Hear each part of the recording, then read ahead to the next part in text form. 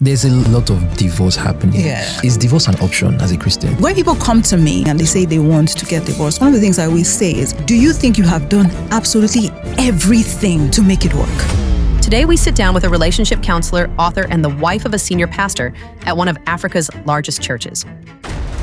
And she is here to teach us about love, marriage, and motherhood. I was reading your book.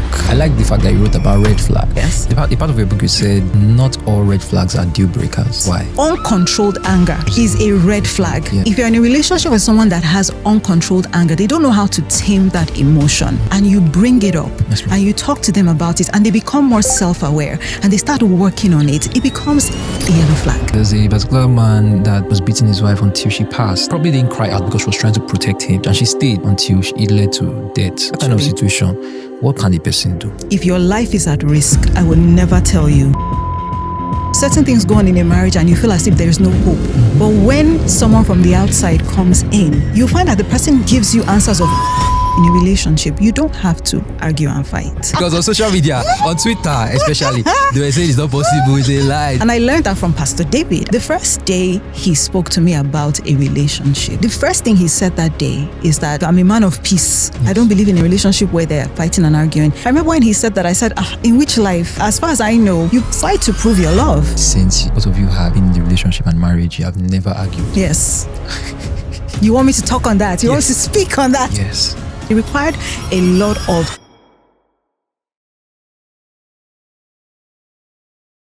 Hello, people. Welcome to another amazing episode of That's My Time podcast with me, Tolu Afilaka. And I am blessed today because I have a guest that I hold in very high esteem. Ladies and gentlemen, she is a multifaceted leader. She is an HR expert, an author, a family life coach, and someone that I deeply love because of the many caps she wears and the role she plays in the society. Ladies and gentlemen, I'm blessed to have with me in the studio, Dr. Kemi Oyedepo. Hello. Mommy, thank you so much for coming. I'm controlling myself not to give you your flowers too early, because I want us to get straight into the conversation. And thank you so much for coming. Thank you for having me. This is a big me. sacrifice. I know. Putting me in your schedule means a lot to me, and God bless you, ma. Amen. All right. I've read so much about you, in case you don't know, and one of the things that struck me was when I realized that you were actually born in Zimbabwe. Yes. So you are Zimbabwean by birth. Zimbabwean by birth, yes. Although I'm not a citizen, because you can't be, because my father was a diplomat. Yes. And when you are born into a diplomat's family, you cannot become a citizen of that country. Oh. Yes. Oh, wow. Yes. So I was just born there, but I'm not a citizen. Okay, but by virtue of that, being a daughter of a diplomat, Yes. you happen to travel everywhere, Yes. you're going around. So allegedly, by my Gen Z slang, we call you a Nepo baby. Okay. And so what was, before the pastor's wife, the doctor, and every degree, who was the young Kemi? I am a woman who loves to add value, just to impact people wherever I find myself, by virtue of experience, by virtue of the skills I've gathered, by virtue of the knowledge I've gathered. Just someone who likes to help build people, help them understand their potential, help them develop their potential. Most importantly, obviously, all for the kingdom. Yes. All for the kingdom, all for the kingdom. So I was born, obviously, into a family where my father was a diplomat. So we spent a lot of time traveling around the world, going to different places. So I think that has also definitely influenced my love for different cultures, learning different languages, and just being open to people from different countries. So it's been a great experience. I have 3 siblings. My dad is late, but my mom is still alive and well. And I'm the wife of one man. And I have 2 beautiful children, 2 big babies, like I like to call them. They are teenagers now. Yes. So at the time when you were younger, what was the dream? Did you ever envision being a pastor's wife? Did you envision writing books, being a leader, wearing so many caps in the various industry? Never. I think, when I was quite young, for some reason I had very low self-esteem. Yeah, I'm quite an introvert, very shy, didn't think much of myself, as it were. So I definitely didn't think that I was going to, be anyone in quotes, like in a public space or things like that, or impact people's lives, let me say, in any way, shape, or form. But as I grew, the moment I became born again, I got born again 26 years ago, under the ministry of Kenneth Hagin, actually. So once I became born again, I started seeing myself in a different light and understanding who God actually made me to be. A lot started changing about me. The way I saw myself, the way I thought about myself, the way I carried myself, all that started changing. So when I was younger, it wasn't there. Not that my parents didn't make me feel like I was anyone. They always encouraged me. But, you know, sometimes you just have this inferiority complex about yourself. So it wasn't them. It wasn't really people around. It was just me who just didn't understand. I didn't understand what I carried. Let me say, I didn't understand who I was. Let me say. So when I got to the point where, like I said, I became born again, everything about me, I had a mindset shift. So everything about me started shifting. And once I had that mindset shift, obviously everything about myself started aligning in the right direction. Yeah. Okay. And then I saw that you studied at University of Oklahoma. Yes. Okay, but I used to think that you yourself and Pastor David actually went to the same school. No, we didn't. A lot of people think so. I thought that was how it happened, but it was that your friend introduced you to the family. So can you tell us that story? Yes. So Tulsa, Oklahoma. So after, you know, like I said, my dad was moving all over the place. So eventually he got transferred to Argentina, and it's a Spanish-speaking country. You went there so too? Yes, Wow. yes, we live in Argentina.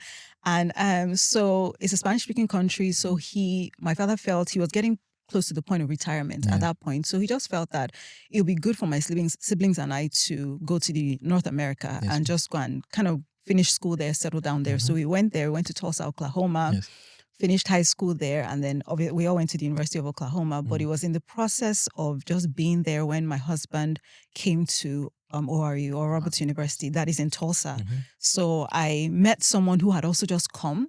I was introduced by a family friend, and one day the person just said, "Oh, I want to go and visit. Can I?" Okay, the person wanted me to drop her off at their home. So she said, "I want to go and visit Bishop Oyedepo, his children around and stuff." And I had never heard anything about Bishop Oyedepo. I never heard anything about the church. I knew nothing. So I said, "Who is Bishop Oyedepo?" And she said, "You don't know who Bishop Oyedepo is?" I said, "I've never heard that name before."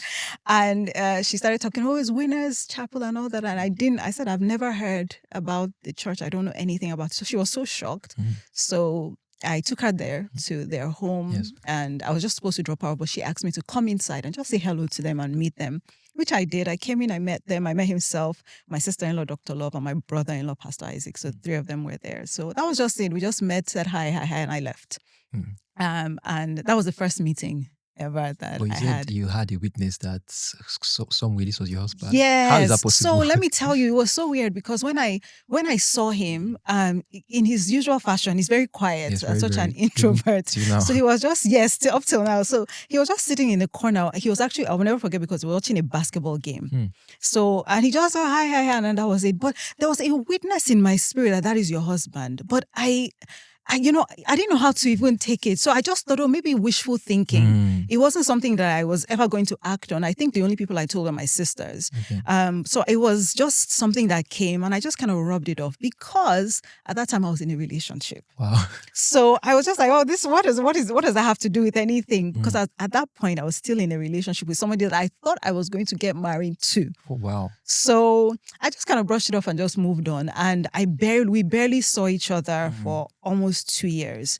2 years? Yes, we barely saw each other because we were just in different, Location. just doing different things. So I would just see them hi, bye, but Did it you wasn't as exchange if we were. contacts? No, we didn't exchange contacts, nothing. It was almost 2 years. We barely saw each other. And then suddenly, after some time, I don't know what happened. Yeah. It's like God was just orchestrating it, because suddenly my siblings and I and his siblings and himself just started hanging out quite a bit. We just started hanging out together. We say, let's go bowling, let's go watch a movie, let's go out to eat, just randomly. Yeah. By then, I had broken up with this person, by the way. Yeah. So it was just weird the way God orchestrated it, yeah. right? So we just started seeing ourselves more often, but there was nothing there. There was no, I had already kind of blocked it out of my mind because obviously I was, like I said, I was already in a relationship then. So I wasn't even thinking about him like that at all.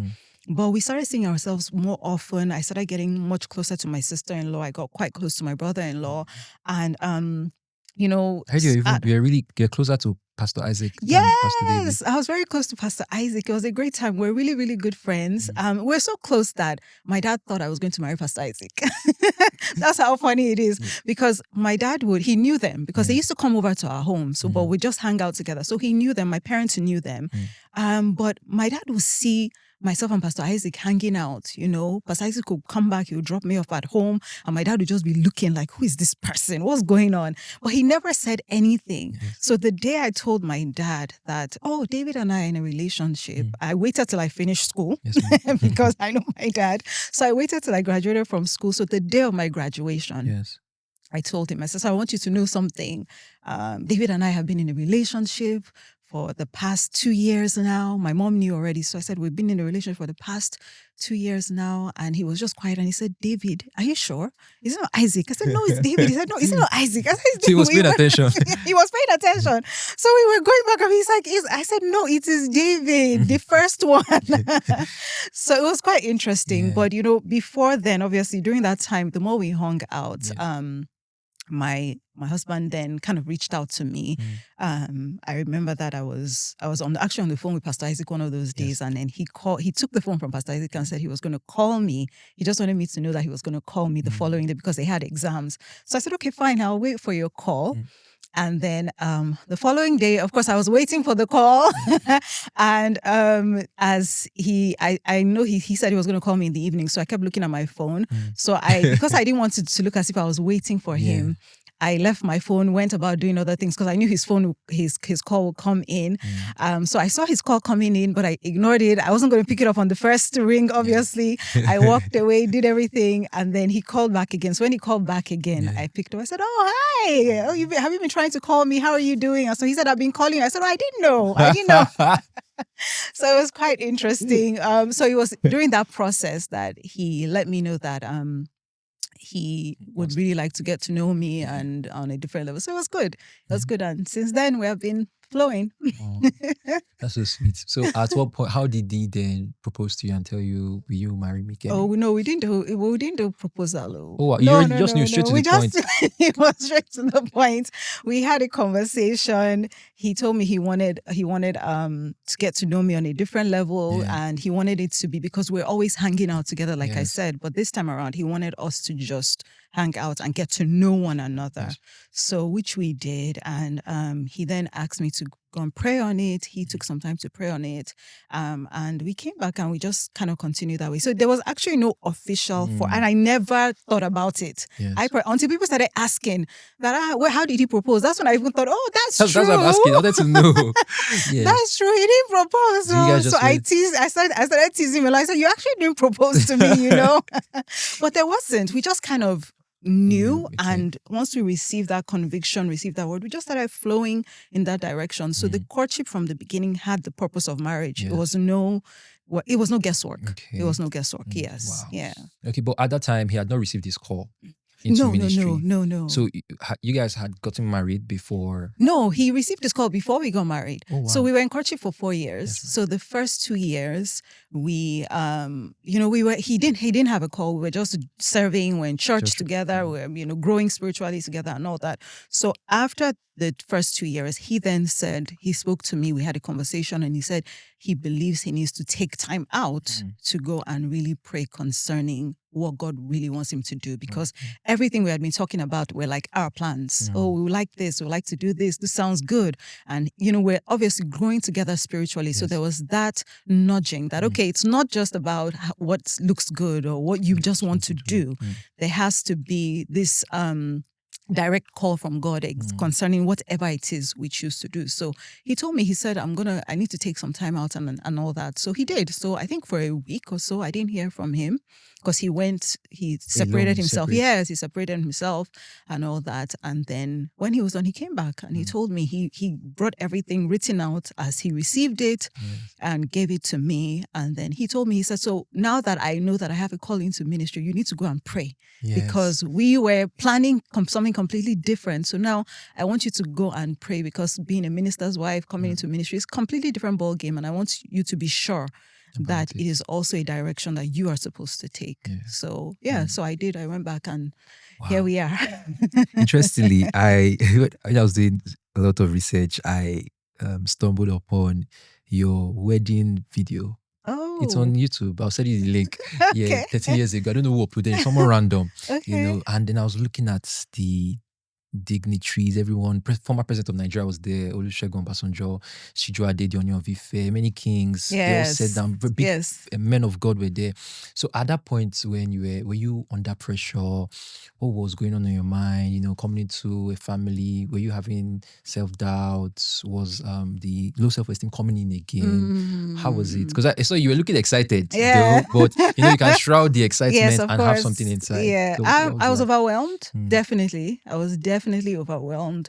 Definitely, I felt that pressure.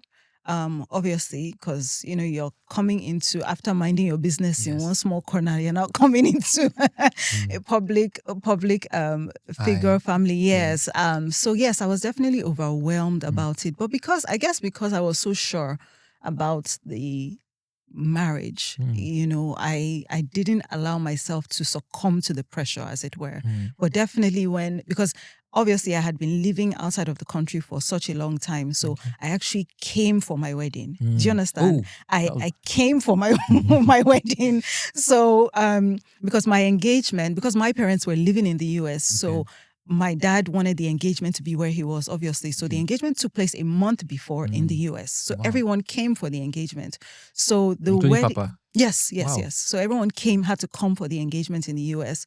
So once the engagement was done, then exactly a month later, we then held the wedding in Canaan land. So I actually just came for the wedding. Everything was done. I showed up, and then I think a day or two after, no, not the day after, because the day after was Sunday, so it was Thanksgiving. So I think by Monday, Tuesday, we were gone. We went to the UK. Yes. So UK was your first official assignment. Yes, because he was already there. He had been there for almost a year pastoring. Alone. So yes, he was there alone pastoring already. So immediately after, we just went to the UK. Yes. Yeah. Okay. So what was your first encounter with Papa as your father-in-law? Okay. So let me talk about the first time I encountered him before he became my father-in-law. So the times he used to come to Tulsa, actually. Oh, he used to come. Yeah, yes, he used to come. He used to come to check them. Yes. Teachings. So he used to come while they were there. He didn't come so many times. And he was alive then, Abby, right? No. I'm talking about when I met him. Before then, yes. Okay. But when I knew him, he used to come when they were there in school. Okay. But he wasn't there a lot, as it were. Obviously, Mama was there more, coming to check them, but he wasn't. So I never met him when he came to Tulsa. Yes. So it was after my husband came back to Nigeria. I came back here to Nigeria that, he obviously told him about me. Oh. So when he told him about me, he called me. So Bishop called me on the phone. By himself? He called me on the phone by himself. I will never forget because I was at work. And he called, I picked up the call, and I actually thought it was my husband because it was a completely different number, but it was a Nigerian number. So I picked up, and he was the one on the line, and he said, "Oh, this is Bishop Oyedepo." And I said, I said, "Oh, I'm coming, sir. Please hold on," because I needed to run out. So I actually was at work, so I left. I excused myself and just told him to just hold on. And I ran out and went to my car. Yes. And I sat down in the car and I said, "Okay, sir." So he said, "Oh, so David has told me about you." So he just asked me about myself and wanted to know a few things here and there. So it was nice. It was just a regular call. Regular conversation and all that. So he called me a few times, and then I came to Nigeria in 2007 during Shiloh in December to meet him one-on-one, face-to-face. Yeah. Wow. So it was interesting. Interesting. So let's now get to because I'm taking it step by step. Let's get to your first official assignment. Was there anything that prepared you for being a pastor's wife, because it's a different routine outside the regular or I'm doing the normal, So was there anything that prepared you for it? So Mama was your mentor or... yes, she was my mentor. I, had other mentors that were pastors' wives in ministry. However, I don't think anything really prepares you for when you step into it, right? Because when you step into it, it's a completely different ball game. Yes. So I only came armed with knowing that I married the right person. So it wasn't a mistake. So whatever grace I needed for the role was available. So, and I think also the fact that I had served quite a bit in church, I think doing that also prepared me for service, obviously in a completely different dimension, but it prepared me for service. So coming in as a pastor's wife, yes, it was a bit overwhelming because, when you step in, everybody expects something, everybody, everybody expects something. Everybody believes you should know this, you should have the answers and all that. So it was a bit overwhelming. Young as well. I was young. I was 24 when I got married. Wow. Yeah, I was 24 when I got married. So it was quite overwhelming, right? But I thank God for grace and wisdom. I think the role just made myself, and I think my husband just grew up a whole lot faster.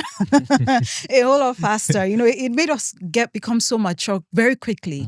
There's no time for stories. Nobody wants to hear you don't know what you're supposed to do, or you don't have the answers, or you can't counsel. Nobody wants to know that. Be prepared. So I think we just came in with that mindset. And for me, I came in also obviously with that mindset that, okay, I'm ready. Just, I'll make mistakes along the way. Obviously, I'm more mature now. I'm in my 40s now.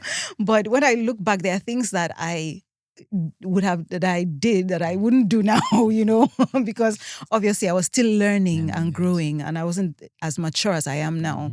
But it was overwhelming. But I think that once you just yield yourself and allow God to help you, and you flow. You flow. Yeah. And I think one of the things that also helped me is, different people have different expectations of a pastor's wife, right? So for me, I had to come in let me focus on what does God expect of me, because I cannot meet everyone's expectation. I cannot. So I chose to focus on what does God expect of me? Lord, just tell me what I should be, or what I should do, or how I should be. And Philippians 1:27 has always echoed in my mind. Whatever happens, let your manner of life be worthy of the gospel of Christ.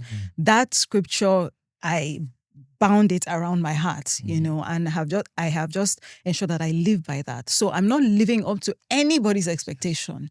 I'm just making sure that my life is worthy of the gospel of Christ in whatever I do. So that has helped me. And that's what I tell a lot of pastors' wives, because pastors' wives come to me and they always say, oh, what should I do as a pastor's wife? What should I? Please, trust me, you don't want to, overwhelm yourself with such thoughts. Just go in with this scripture and make sure that whatever you are doing, wherever you find yourself, whatever assignment you're given, your life is worthy of the gospel of Christ, because you cannot meet everyone's expectation, and it has worked. You can't meet everyone's expectation.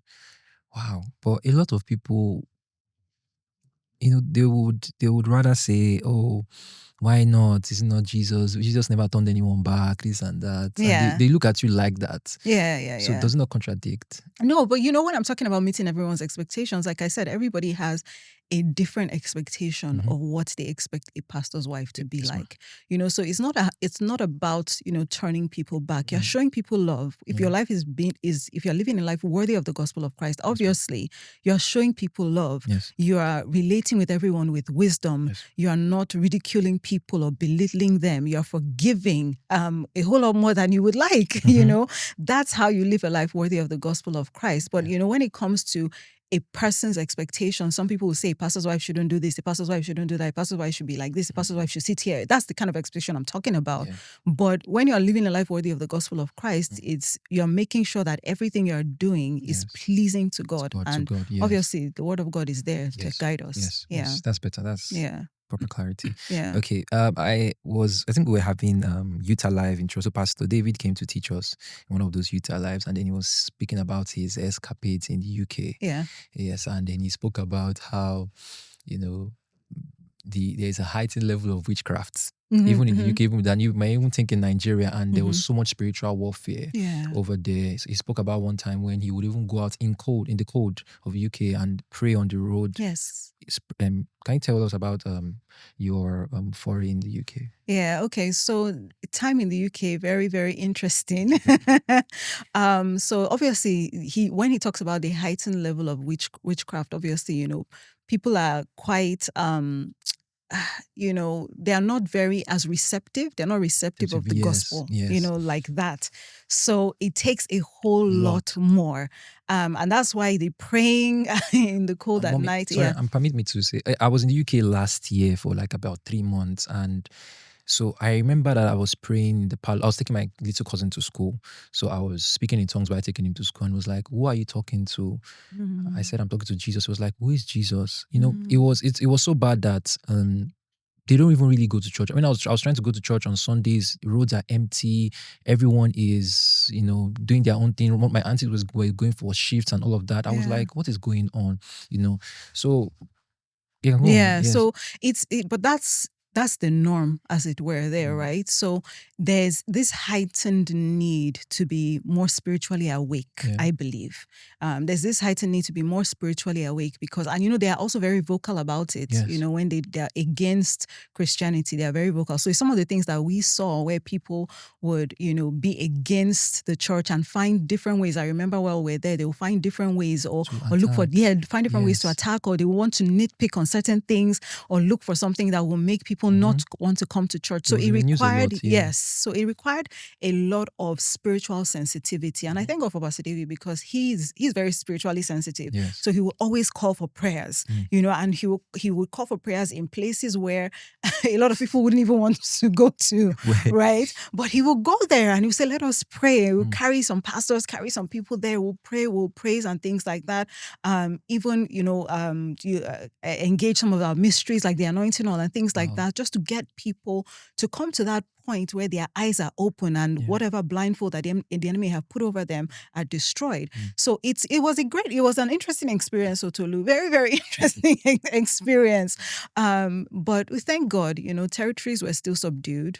People still came to the knowledge and acceptance of Christ. The Church of God is still marching forward even now. So we thank God.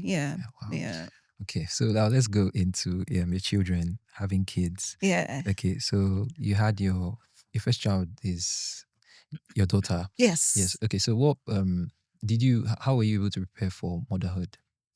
Reading a lot of books, praying, asking questions. Wow, but a lot of people are very scared nowadays, childbirth, child labor, and all of that. Did you have those fears as well? No, I didn't. I actually didn't. Was it because of the faith environment? I think I was filled with a lot of faith, so I wasn't going into the delivery room with any kind of fear. No, there was zero fear. I knew that all was going to be well, no matter what. I remember that when I even gave birth, when my daughter was born, I remember when she came out, the cord was around her neck, so she couldn't breathe. She couldn't breathe. And in that moment, I refused to give in to fear, because they were hitting her, trying to get her. And then before was it in the UK as well? Yes, it was in the UK. It was in the UK. So, but I didn't go in with fear. I knew that, okay, yes, the enemy would try, but I didn't go in with fear. I was very assured that I will go in and I will come out. Yes. Yeah. Wow. So I didn't allow myself to be afraid. I heard scary stories, but I was deliberate about not allowing those stories to enter my heart in any way, shape, or form. So I went in prepared with the word of God and ready to fight if I needed to. Yeah. That was so powerful because I remember I was speaking to one of my aunties and she was like, I'm not ready for this yet.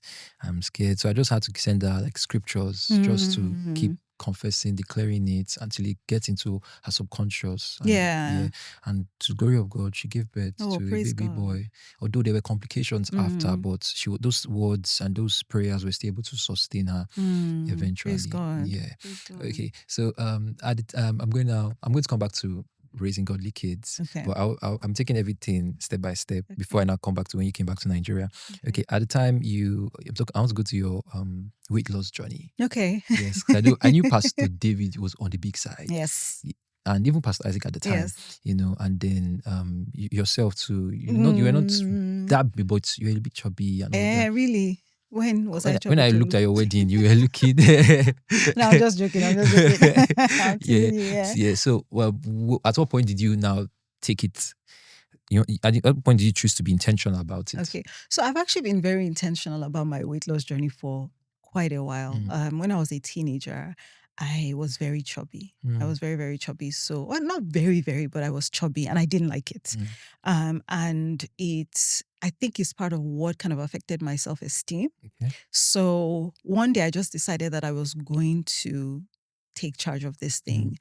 I think something happened that really embarrassed me when I was in high school and we were doing a race. We always had to go outside and run, part of our physical fitness or physical education. So we were supposed to run from a particular point to another point, I think towards the school. And the whole school was running and I was amongst the very, very, very last group of people. I was so embarrassed that day. I cried a lot that day and I told myself, you know what? An end has come to this thing. So I just started working out. My school at that time, my high school had in the stadium, there was a track upstairs. So after school, when everyone is gone, I would just go there, spend my time running, like my life depended on it. And just started being very, very intentional and deliberate about the foods that I would eat and things, because I was actually not. I was quite addicted to some kinds of foods. So I had to really, really begin to discipline myself and discipline my body. By the time I went to university, I took it a whole lot more seriously. Even when the gym would open at 5 a.m., I'll be in the car park at 5 a.m. And it was that deep. It was funny. Even till now, it's still like that. It's still like that. It was that deep. I would be there 5 a.m., open the gym with them, do my exercises, clean up, take a shower, and then go to classes and all that. I was so deliberate about it. But, at some point, I felt like I became addicted to it. Yes. I'm not going to lie. I would take that actually. You think I'm addicted? Yes. Oh my God. No, but then I feel as if I became so addicted to it. Like, let me not even just say addicted. It kind of became like an idol, I think, at some point, that I was so fixated on it. And I started looking wrinkly, looking sick. Oh. Yeah, wow. Before even my mom used to be so worried, wow. But I was so into it at that point. I had to now start calming down. It's enough. You have proven. I had to start calming down. You have proven it is enough. Yes. Calm down. So be healthy. Stop focusing on the fact that you must be this size or this slim. Be healthy. That was the shift. I started focusing on that a whole lot more. So so it started with you before you introduced it to Pastor David. Oh yeah. So yeah. So he caught up. He caught up because I had to tell him. As I was exercising a lot. I got my children involved because I felt I can't be doing this and my family members are just there. So I got them. Even now they are very active. They wake up, run, exercise themselves. I got them involved, and I had to tell him before he turned 40. I said, "Babe, we need to work on this thing." He said, "No," but he was so busy. Yes. It's not that he didn't want to. He was just so busy. There was always something calling for his attention. And I had to tell him, this has to be a priority. So what do we need to do? I am willing to help you on this journey. So we had to find a way. I remember then we were finding different times that will work. So we will wake up 4 a.m., go outside, go and run, ride bike, flip tires before 5:30 a.m. when we had the morning prayer meetings. Yes. But that was not sustainable because he was coming back quite late. Yes. So to now wake up so early to do that, it was just not sustainable. So we had to find a different way until we found something that stuck. And when he got into it, we started saying, you can see it now. The difference is clear. Okay, so what were the differences then? Diet, of course. Just being very mindful of the diet, cutting back on certain kinds of foods, getting a lot of rest, making sure that he was resting a lot. I had to really, really get on him for that. Exercising, obviously, just trying different exercises here and there. So there was all those were the things that we had to do. We had to change a lot of things in the home, as far as the food was concerned, stop eating certain things, not eating at a particular time anymore, just being very, very intentional. And as we became intentional, we started seeing the changes. Wow. But did it help him more in ministry as well? Like being fit, of course. His focus, everything. Of course. I mean, going up the stairs in Faith Tabernacle now, I mean, come on. Before it was kind of a struggle for him, but now he's able to. Yeah, really? Before it was a struggle for him. Yeah, you wouldn't see him like huffing and puffing, but it wasn't like it was as easy as it is now, where he can just run up and he's okay, right? So yeah, the difference is clear. The difference is clear. You could tell that his movement, everything was just a bit better. And, even sleeping, resting well, there's a difference there. Because concentration, his focus, everything, there was a drastic shift. So it wasn't just, he slimmed down, but you could see it in different areas, more productive, not tired as much, things like that. So yes. So I'm a huge advocate for the workout and gym, because it's a pandemic now in Lagos. Everyone is in the gym working out. No, I love it. I love it when I see it. I love it. It's because it's very important. So when I started seeing you throwing punches, yes. I said, because I had been so used to doing certain exercises, and I wanted to add something else. What else can I do? Tires? Yes. I was like, one of the things I love to tell myself is you have to keep demanding more from your body. So what is something else I can do? So that's when I started speaking to the coach and started saying, okay, I want to try. Even when I told him I wanted to do the cardio boxing, he was like, are you sure? I'm like, yeah, I want to push my body. Yeah. I don't mind flipping tires. I don't mind doing different things. It's just to have a variety and then finding what works, finding what sticks. Yes. So even the cardio boxing, I find that I'm even quick. If somebody wants to punch me now, I can duck for them real quick, because it just helped me, my movement, my coordination, and just being ready at every point in time. So I think that is very important. And I feel as if the older we get, the more intentional we have to be. The older we get, the more. So when I see older people that are so fit, I'm like, oh yes, this is it. This is it. Okay, but Papa is actually fit, though. Yeah. Like, because before he started sharing the services where Pastor David takes the third service, Papa would do first, second, third, and fourth. There was only a time when I was attending my parents, it was 5 services. Yeah. And then he wakes up at 5 a.m. From your view, how is that possible? Because PDO is a high performer, Papa is a high performer. Yeah. I think, obviously, first of all, you're not just moving your own strength, obviously. The strength of the Lord is also critical, because the person can be exercising and all that. And so you're not just moving your own strength, but also relying on the strength of the Lord. Yes. But obviously, we are still physical beings. Yes. So in as much as the Spirit is there and the Spirit is charged, it is the body that is carrying the Spirit. True. So at the end of the day, we still have to be deliberate. I mean, even as busy as Bishop is, he walks. He goes for walks. How do you play badminton? Yes, tennis actually. So he goes for walks, So he also takes practical steps when it comes to taking care of the physical body. So I think that is something, particularly as believers, that we have to pay attention to, because many of us are so focused on our spiritual health, be fervent in the Spirit and all that. Yes. But the body is also critical. I say to be truly fit for the Master's use, it has to be spirit, soul, and body. It can't be one over the other. It has to be spirit, soul, and body. Because we see people who are spiritually fit, and unfortunately, sometimes you hear they just drop dead. No, but do you understand what I'm saying? It happens, and we shouldn't, as Christians, we shouldn't allow that. If we truly say we are fit for the Master's use, spirit, soul, and body. Yes. Yeah. Yes, that's very powerful. Okay, Mommy, let's get into marriage, dating, and every other thing on the side before I touch your book. Okay. For you lead an initiative we call Crisis Proof Your Marriage. Yes, Crisis Proof Your Family. Your family. And I've been following it. There's only time I registered randomly for your course. I just said, let me just be there. I just started, and you got certificates. Well, I've not started dating. Yeah, not. Anyways, there's a lot of breakups, divorce happening. Yeah. But I want to start from the back of the conversation. Is divorce an option as a Christian? So, obviously, it is not something that God is for, right? He has made it clear that he hates divorce.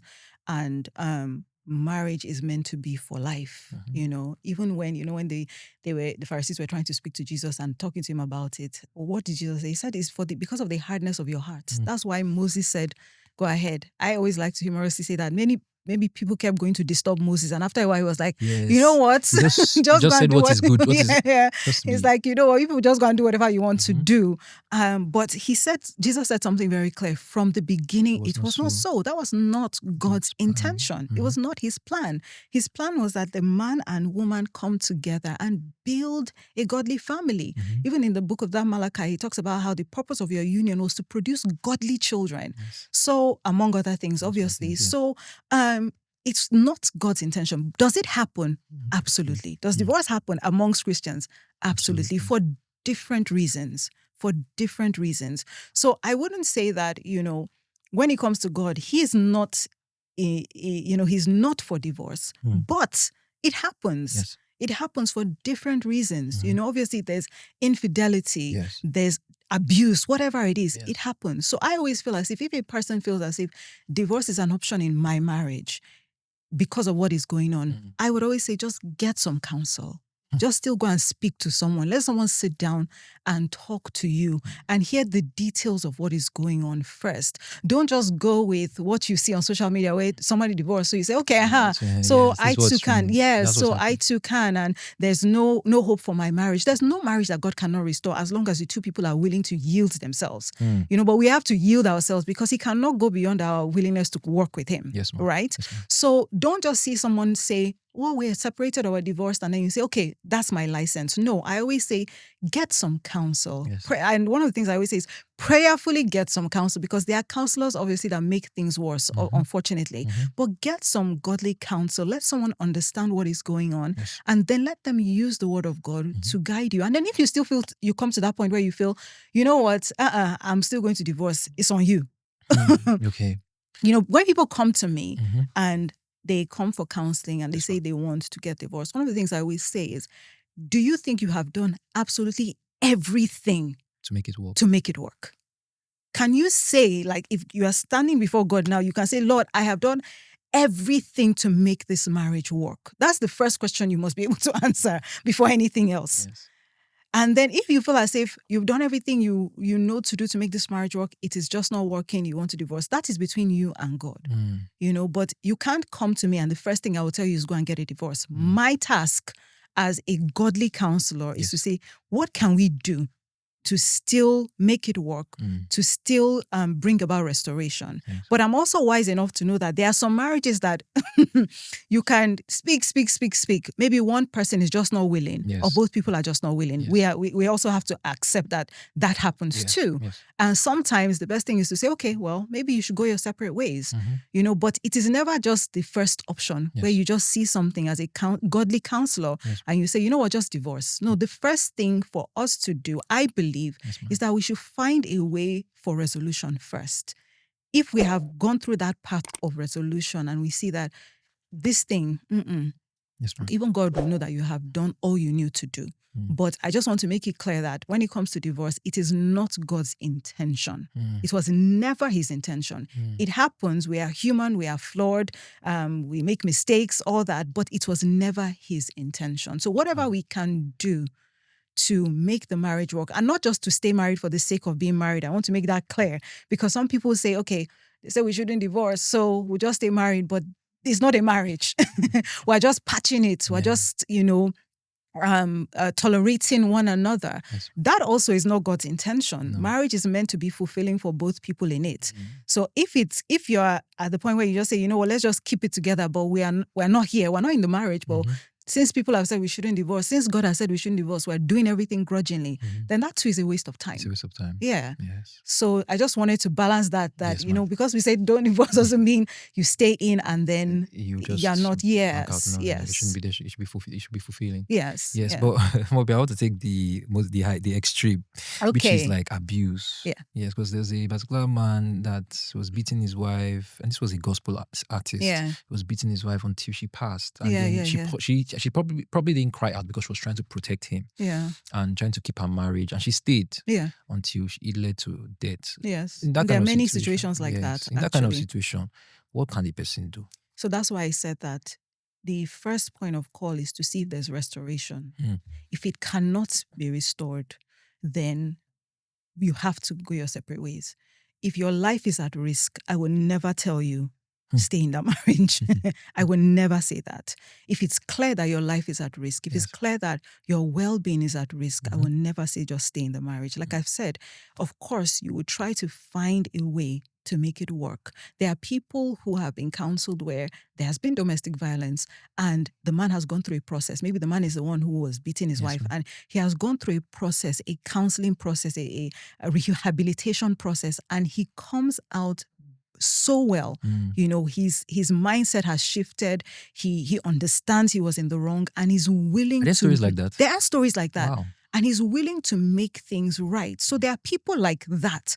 Now, but if you have someone that is, you know, proud and feels as if I am in the right to do this, that's a different story entirely. I don't think any wise counselor will say, stay. No. I don't think any wise counselor will say, you know what, just stay. God hates divorce, just stay. No, I don't think so. Yes. I think that a mature counselor would try their best to see what can be done. Even if you have to be separated for some time, what can be done to bring restoration, to bring reconciliation. And as long as the two people are willing to take responsibility and do the work, fantastic. But if you see that one person is still, you know, refuses to take responsibility, remains a serial offender, I wouldn't say carry on. Okay. No. Just go your separate ways. I wouldn't say carry I wouldn't say carry on. I would say just stay there. You know, and that's why I say that if this is a case, please get some godly counsel. Let someone get the details of what's going on so they can guide you appropriately. Because I can sit here and just say, oh, just stay. I'm not saying just stay, but I can say that, but I don't know the details of what's going on in your marriage and in your life. So it's better that you find someone who you can sit with, they can get what is going on. And then, you know, sometimes certain things go on in a marriage and you feel as if there's no hope. But when someone from the outside comes in, particularly someone who is godly, you'll find that the person gives you answers of peace from the Lord, and you begin to go and work on it, and you find that, oh my goodness, this thing, that's how we would have missed out on a great marriage if we didn't get someone. So that's the importance of having counselors, or having someone that can just speak into your marriage. Yes, that was a good one. That's enough clarity on that. Yes. Okay, so I was reading your book, Red Flags and Wedding Bells, because I wanted to take my relationship life seriously now. Because my dad and my mom are disturbing me. Aunties, you know, you bring in a when is wife, the wedding? who's your girlfriend self? You know, if they see me with any lady, they'll be like, she do one. So I was just trying to be more intentional. But I was reading that, and then I like the fact that you wrote about red flags. Yes. And in a part of your book, you said not all red flags are deal breakers. Yes. Why? So, you know, because I said that when it comes to red flags, in the book, I talked about how red flags can become yellow flags and yellow flags can become green flags. Yes. So I said a red flag is a caution, right? It's just like in your car, you see a light that comes on. It's cautioning you. Now, if you take practical steps to do what you're supposed to do so that light goes off, fantastic, right? So the red flag is there. It doesn't necessarily mean that we must break up now. It means that you should pay attention to that. You should bring it up. It should be resolved. It should be discussed until the point where you see that, okay, that red flag is now becoming it's just like if someone has an issue with anger now. Anger is a huge red flag. Let me not say anger, because anger is an emotion given to us by God. But uncontrolled anger is a red flag. Right? Now, if you're in a relationship with someone that has uncontrolled anger, they don't know how to tame that emotion. And you bring it up and you talk to them about it and they become more self-aware and they start working on it. It becomes a yellow flag. And they keep working on it to the point where they have mastered control over that emotion of anger. It becomes a green flag, right? So not all red flags are deal breakers. So, of course, I would say that if a red flag such as maybe you're in a relationship and the person starts beating you, that one is a deal breaker. Ma, thank you. When I was scripting this episode, I listened to a lot of scenarios and from aunties and all of that. She told me that she had a particular boyfriend that was beating her. And then that the more he beat her, the more she loved him. Wow. And she kept going back to him. And I actually checked and I actually realized that there's actually a disorder. I don't know the particular word for it, but it was actually a disorder. She thought that because he was beating her because he loved her. That's how she was interpreting it. So you see this spiritual. Okay, that's true. There are people like that. Yeah. I know there's a disorder, some kind of name for it. Yes. I can't just place it. Yes, but then there are also people who don't have high self-esteem. Yes. So when they are like that, a man, let me say, can, and I'm not shading men because it happens to both genders. Women beat men, exactly. That's why I say I'm not shading men. Yes. But it happens that when a person has low self-esteem, does not think highly of themselves, or feels as if they will never find anyone to love them. Do you understand? Yes. So they hold on to what they have. So even when that person is treating them anyhow, they're okay with it. It's fine. I counsel people like that. They're okay, and they're not joking. They're not. It's like they feel as if what they are doing is right, right? They just feel as if they will never find anyone to love them. They don't think highly of themselves. So this man has come, he's loving on them in his own way, as it were, and he's manipulating them to think that this is how love should be. Or their background, how did they grow up? Some people have seen such things and have accepted it. Yes. They see the dad beating the mom, talking to the mom anyhow, and they've accepted it. That, this is it. This is how a woman is supposed to be treated. And then that's why you see some men who treat women like that, because that's what they saw, and they saw the mom accept it. Yes. So for them, this is how it's supposed to be. So if they come across a woman who is like, no, you can't talk to me like that, it's like, what? Do you understand what I'm saying? Because that's what they saw their mother accept. Yes. So there are different factors that can lead to a person. It's not necessarily that it's a spiritual attack, as it were. There are some factors that lead to somebody receiving upbringing. So there are so many different factors that can make a person receive that as this is how love should be.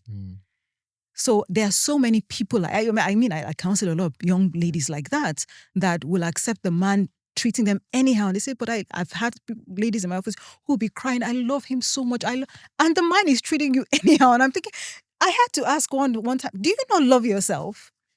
No, do you not love yourself? And she was looking at me and crying. I said, I'm telling you, because you have to come out of it. I can only tell you, I can counsel you, I can mentor you, I can pray for you, but you have to by yourself walk out of it. You have to tell yourself, enough is enough. This can't continue. Because it's what you allow that will continue. Is it a red or yellow flag? That's a red flag. But that's a red flag. And cannot be worked on? It can be worked on, but it will take time. It will take time. I think that there are some men, for example, if a man grows up like that and sees that it's okay, and then he starts getting knowledge, the eyes of his understanding is being enlightened. He starts saying, the way I've been doing things are wrong. I need to start changing. I don't think that somebody can just change overnight. It's something that you have to observe for some time before you decide whether or not you would marry that person. But I don't think it's something that somebody can say, okay, you know what, I'm going to change today, and then you automatically receive it. It's changed behavior that's going to be the proof. Yes, ma'am. And that's what should be looked out for in anyone that is like that. Wow. Okay. Another part in the book I read, it says communication is the lifeblood of any relationship. Yes, you wrote that. And I remember, I think it was our TTG. Okay. Pastor David, you didn't teach me during my TTG. It was Pastor David that said, since you both of you have been in the relationship and marriage, you have never argued. Yes. You want me to talk on that? You want to speak on that? Because on social media, on Twitter especially, they were saying it's not possible, it's a lie, this and that. So, and I wrote it in the book, in the Red Flags and Wedding Bells, I did write something about that. One of the things I have learned is that in marriage, in a relationship, you don't have to argue and fight. I learned that from Pastor David, actually. The first day he spoke to me about a relationship, when I said he called me and said he liked me, he wanted to get to know me.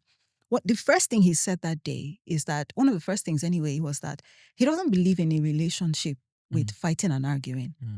He said, I'm a man of peace. Yes. I don't believe in a relationship where they're fighting and arguing. He said, it doesn't mean that I will not offend you because I'm human. It doesn't mean that I will not hurt you. It will not be intentional. Yes. It doesn't mean we'll not misunderstand each other. It doesn't mean we won't have differences. So he made that clear, because I remember when he said that, I said, in which life, as far as I know, you fight to prove your love, but he said, no, there's a different way, a healthy way. Yes. That's when I started learning actually about how to navigate conflict in a healthy way. Wow. Where it doesn't escalate to fights and arguments. An argument is a heated conversation.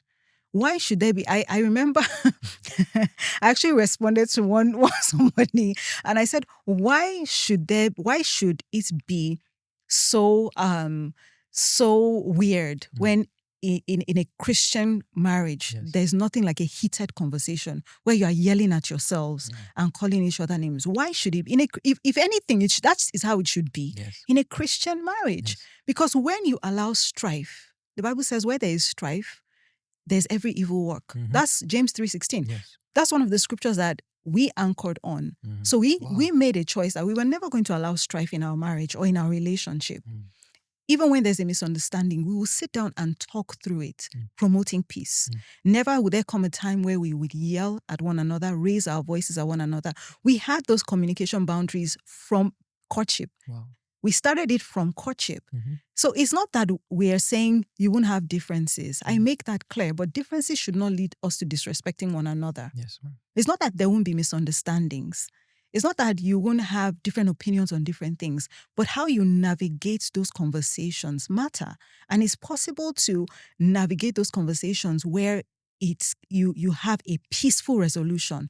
Not that somebody's walking away, somebody's huffing and puffing, somebody's screaming, or someone's abusing one. No, it doesn't have to get to that point, particularly as a Christian couple. If you're not a Christian couple, that's your choice. But as a Christian couple, there are some things that we shouldn't be found doing, I believe. Whatever we are doing should be pleasing to God. And when the two people in the relationship have that same mindset, it is possible. Yes. Right? It's only if both people don't have the same mindset. Yes. If one person feels as if we should be having conversations and promoting peace, and the other person feels as if we must fight, we must argue with ourselves, then it's not possible. But when two people have the same mindset that this is how we are going to navigate our conversations and navigate our relationship, we accept that I will offend you, you will offend me. It won't be intentional. I will hurt you, you will hurt me. It won't be intentional. We will make mistakes as long as we are human. But in order to resolve it, we will do so in a healthy way, in a godly way. I mean, I don't know what's so strange. I feel as if, I'm sorry to cut you off, but I feel as if it's because we have accepted that fights and arguments must be part of it. So when you hear someone say, no, we're very peaceful with one another. We talk through things, through our differences. We talk through our misunderstandings. It's so weird. So people start saying, it's not possible. How is it possible? It's not possible. Because it was on Twitter like a few months back. We were like, it's not possible. When they saw the video, say it's not possible. How is it possible? This and that. They should have asked now. But in that class where he said it, somebody asked the question, okay, so when you have misunderstandings or disagreements on certain things, how do you handle it? I think he said you address it another time. Yeah. Where the atmosphere is better. Yes. So we have times where we would talk about it. Everybody calm down and let's talk about it. And if I'm hurt about something, if I feel hurt about something, I can tell my husband, I didn't like what you did. I didn't like what you said. It hurt my feelings. And we agree that when either one of us come to one another like that, the first thing is to say, I am sorry. I cannot hurt you intentionally. I cannot offend you intentionally. I may have said something in a sharp way, but it was not to intentionally hurt you. So the first thing is, I am sorry. Now let's have a conversation about it. I said this because I felt this way. Oh, this was not my intention. Oh, this is what I meant when I said that. Oh, okay. So we kind of just start going back and forth, having that conversation. And before you know it, okay, I'm sorry. We hug one another. Oh. It's not, so it's not, because we are so mindful of the fact that if we allow offenses to linger, it gives the devil a loophole. Yes. Anyone in marriage, anyone who is in a relationship, ask them. When you don't resolve these things and you keep going on and on, it's just piling and piling and piling. And exactly. But that's all the enemy needs. So, like I said, that scripture, it has guided us. Anywhere you let strife in, there's every evil work. In other words, the enemy can come in at any point in time. And in the verse 17, it goes on to say, but the wisdom from above is peace-loving. Yes. So it is the wisdom from above that we have to apply that will keep promoting peace in the atmosphere. The wisdom from above is peace-loving, among other things. So I believe that when it comes to relationship or marriage, if both people are believers and they really take in these scriptures, they can hold one another accountable. Yes, ma'am. So no conversation will ever have to escalate, no matter what the situation is. And that's what I try to teach. You know, when I hold these courtship foundation courses, family enrichment courses here and there, that's what I try to teach. I'm not going to tell you, you will never hear me say, argument, you must argue and fight. I don't believe in it. The good thing for me is that I'm not speaking from anyone's experience, right? I'm not telling you this is what somebody said. I'm telling you that this is what I have experienced. We've been together for over 21 years and over 17 years married. I'm telling you this is what I have experienced. A time has never come where I've had to yell or scream, or he's had to yell or scream at me. We have been able to talk to one another in the most respectful way, even when there are differences, even when there are misunderstandings. So that's what I try to teach other people, that, listen, there's a different way. I get it that we have been hearing, you must argue, you must fight. An argument is a heated conversation. That is what is dictionary defined as. So if someone tells you that they had an argument with their husband or wife, you don't think they had a calm, loving conversation. Okay. It's a heated conversation. Yes. So if that's what the dictionary defines it as, I don't know what it is to have a heated conversation in my marriage. Wow. That's it. That's better. That's better. That's it. Yeah. So I've explained it. Yes. I hope you guys hear now. Okay. So now let's go to wedding bells before we wrap everything up together. Preparing for marriage, there's a lot of factors in. One of which is some people are nowadays have becoming excessively tribalistic. Mm-hmm. And even when they get into marriage, the family wants to be involved, even in decision making. Yeah. And in the bit of doing that, you don't want to step on toes. Yeah. So how do you navigate? How do you set boundaries as against family? Okay. So I think obviously everybody knows their family. Yeah. You know how your family does things. Mm-hmm. For some people, family is not very involved. They are a bit independent. For others, family is involved in everything. They are not that independent. So if that is the case in your family, you have to use wisdom in how you navigate it, right? Yes. The fact that you want to get married doesn't mean you should disrespect your family members. Mm-hmm. They are doing what they know to do. So if you believe that, it can be done in a different way, or you have a different idea about something, there's a right way to pass that message across so they can receive it. Yes. So I think that we're just in a generation where, everybody just wants to talk. Just want to speak your mind. You just want to talk. No boundaries, no self-control. But we have to learn that this is the family you grew up in. This is what you have known. Yes. So they are coming from a place of this is what they know. Now, you want to do it differently. Wisdom. Wisdom is required. Yes, you don't just move based on your feelings, based on, your emotions. Mm-hmm. You have to use wisdom. And if you're a Christian person, one of the things you have to do is ask the Holy Spirit for the right words to speak. Yes. That's what I always say. If you ask the Holy Spirit for the right words to speak, you will not be moved by your emotions. And that right word, very few words, many times from the Holy Spirit, will enter their hearts. Yes. They will receive it. Yes. And you'll find that, everything will just flow peacefully. But when you come and you want to give them and you want to use all your emotions, yes, you want to start doing all that, they too will show you that, okay. No, but hardly ever do you see, I don't think if there ever is a time where someone wants to get married and they go with an attitude to their parents and the parents say, go ahead, we are for it. No, they want to show you that we are your parents. Yes. And you must give us due honor and respect, which is the right thing to do. Mm-hmm. So using a lot of wisdom in navigating that. And then if the parents are a bit difficult, maybe they don't get it, get other people that they may be able to listen to. Mm-hmm. Speak to other people, aunts, uncles, pastors, whatever it is. Let them get involved. But don't let it become a circus, because once it becomes that's the right word. Circus. Once it becomes a circus, yes, you will now find that the process will even take longer than it needs to take. Yes. Okay. Still on wedding and marriage. Now, there's a popular saying in the Twitter sector. I'm sorry, I'm bringing up my Gen Z. No problem. So, some women say, my money is my money, my husband's money is his money. Is my wife's money my money? Is your wife's money your money? Yes. Because I remember a story by Bishop David Oyedepo. He said his wife was working, he was in full-time ministry, and then his wife brought the salary to him and tendered it to him, and he took it and went to go. So like people were saying, no, this or that. Is my wife's money my money? I think the man's money, the woman's money, any money that comes into the house is their money. Two shall become one. Okay. The wife money, husband money, any money that comes into the house is their money. That's how I'm going to answer that question. But what if the man I think that every family, every couple should decide how they are going to run the finances of their home. That's one thing I would say. Nobody should be the yardstick where this is how this person did it, so we must do it this way. These are part of the things I think I even talked about in Red Flags and Wedding Bells. Yes. Have a conversation and talk about how you are going to manage all the finances that come into the home. What is our plan with it? We are no longer separate entities. Yes. It said they shall become one flesh. Yes.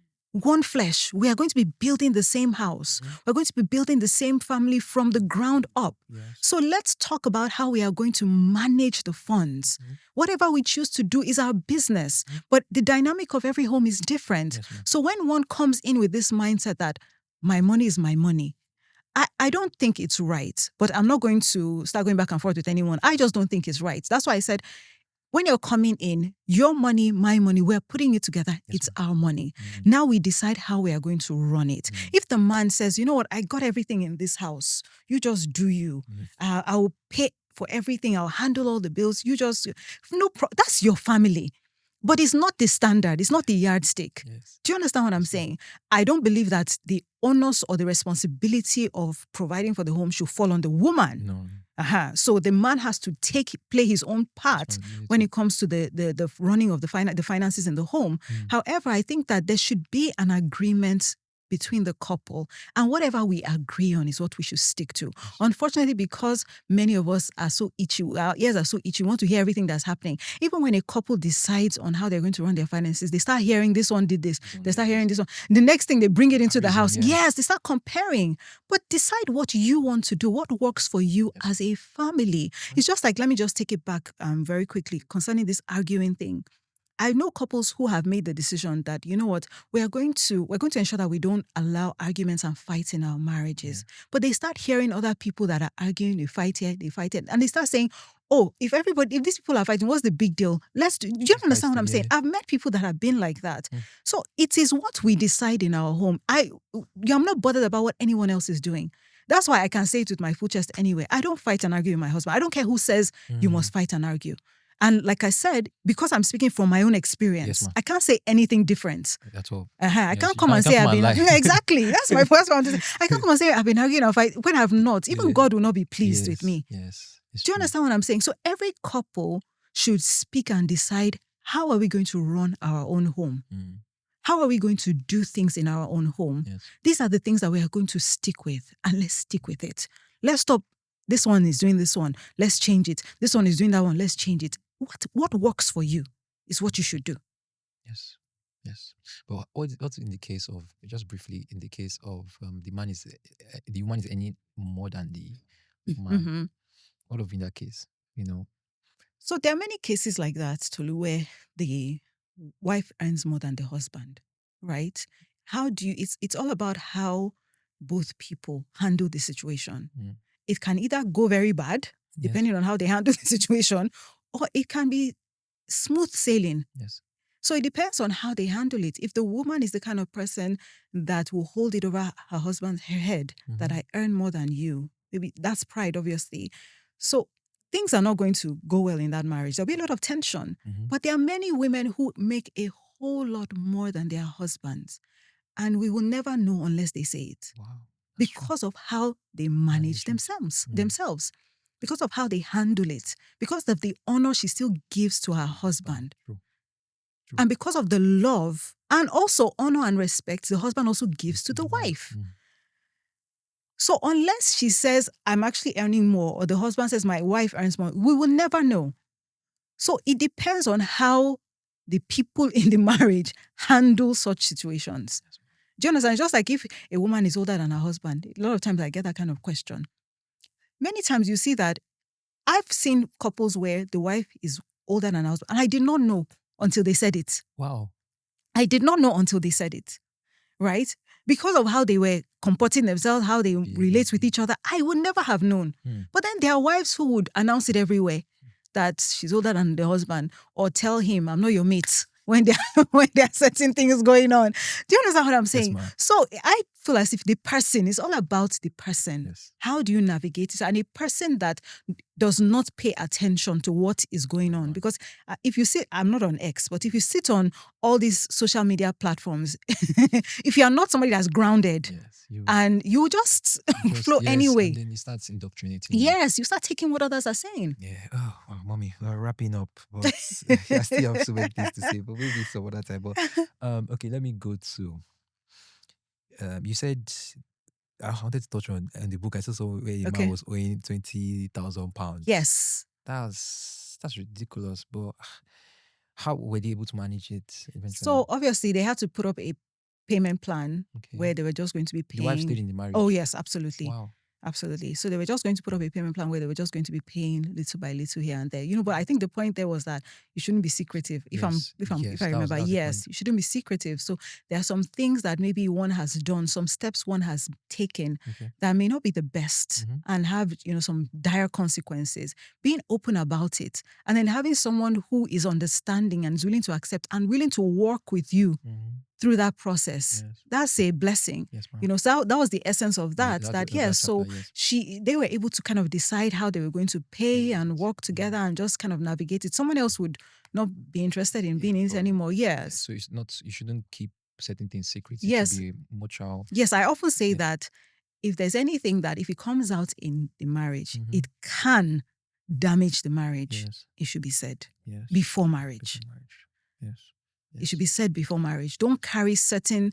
there are some mistakes you make here and there, may not have certain dire consequences, but there are some that can break a marriage, that have broken many marriages, in fact. You shouldn't carry it into marriage. You shouldn't say, oh, if he knows he won't want to marry me again. You cannot take that choice away from him or her. It's unfair. It's true. Okay, Mom, before I give you your flowers, this is my your own one-on-one counseling as mother to son. Okay. Give an advice to, you want to get married. What are the things, Tolu, what are the things you should look out for in a woman? Okay. Of course, I would say someone that's born again. That one is standard. Standard. But beyond being born again, that's the foundation, right? You also have to look for someone that's actually walking in the fruit of the Spirit. There are people that are born again but have not yet gotten to that point. There are people that are born again that the fruit of the Spirit is not yet showing in them. So definitely looking out for someone like that. Looking for someone that's mature, right? And maturity is not just about age. Maturity is about how you handle your emotions. Someone that cannot manage their emotions is not mature, right? You watch how they relate with people. That tells the maturity of a person. And then also watch how they handle responsibility. There are some people that are very young and have weighty responsibilities on them. Right? How do they handle it? It shows their level of maturity. There are some that can be irresponsible with great responsibilities. So that shows you that person is not mature. Yes. So how is that person's maturity level? Also someone that you understand their calling and you accept it. Very important. Not just understand their calling, but you accept it. You find yourself being able to support them, find yourself being able to help them in their assignment, whatever it is. It's not just ministry. Anywhere they believe God has called them to be, understanding exactly what they want to do, understanding, how they intend to get there, and understanding how you can help them. Yes. Very, very important. And of course, also paying attention to their family, understand the family, right? Family dynamics is very important too. Family dynamics is very important. In-laws are a major. That's why I touched this, because a lot of in-laws are now, you want to marry our daughter. Yes. So just understanding the family that the person is coming from. Yes. You're not necessarily using the family as because some people, when they see the family, they say, I can never marry this kind of person. I don't think it necessarily should be that way, but you just have an understanding of who you are joining your life and destiny to. Yes. So I think those are just some it's okay. areas. It's yes. me you advise. Just that'll be fine. Just, Born again, they must be mature, accept my calling, understand family dynamics. Just pay attention to such things, and then just make sure that you agree. Your values align. Very important. Yes, your values align. Yes, okay, so Mommy, let me give you your flowers, even literally. Okay. Hey! Yes. So this is for you. Oh, thank you. I have things to say about it. Okay, so the very first time I met you was through the documentary we did. Yes, for Papa. Man and the Mandate. Yes, the Man and the Mandate. And it was amazing because I almost was not on that production, but somehow I found my way there. And then from that point, you picked special interest in me. You were always communicating and all of that. You even followed me on Instagram. I said, wow, interested. And then we've been coming. That was 2021. Yes, thereabout.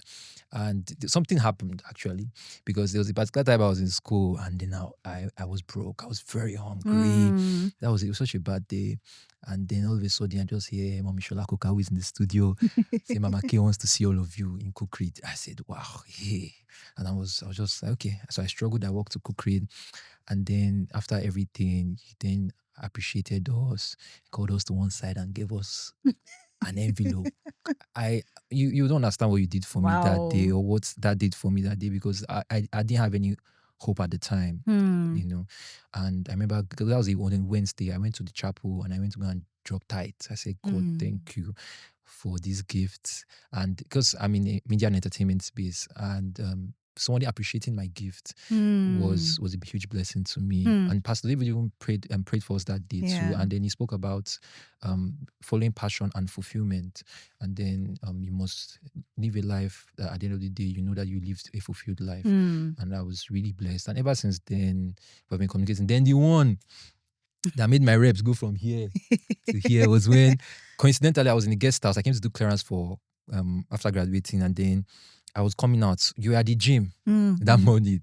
So, as usual. So then I met you, like, oh, Tolu, how are you? I said, fine. And then he said, oh, I want you to come and MC Pastor David's birthday. I said, eh? In my head. I said, okay, will you be available? You even told me. I said, no problem, I'll do it. And then the week 2, you followed up with me and said, for my reputation went for like this. Oh, wow. Scaled through high. My parents, everybody was so excited. And that was easy. He even has one of the highest views on my YouTube. Oh, wow. Yeah, just a highlight of it. Yeah, so Mommy, I just want to say a big thank you for the love, for the care, for the time. I was even thinking about guests, and randomly God just told me invite Dr. Kemi. Immediately I texted you, like a few moments later, you replied and I said, wow, and then you even created time out of your very busy schedule. I'm very grateful to you. Thank you for the love. Thank you for being selfless.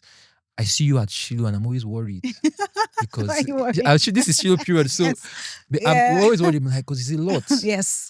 Pastor David is doing a lot during Shiloh. And I always see your post after when you celebrate him and say, I want to celebrate this man and all of that. So Mommy, God bless you. Amen. Thank you for all you do. I have another gift. Amen. Oh, okay. So it's a frame. Okay. How will I open this?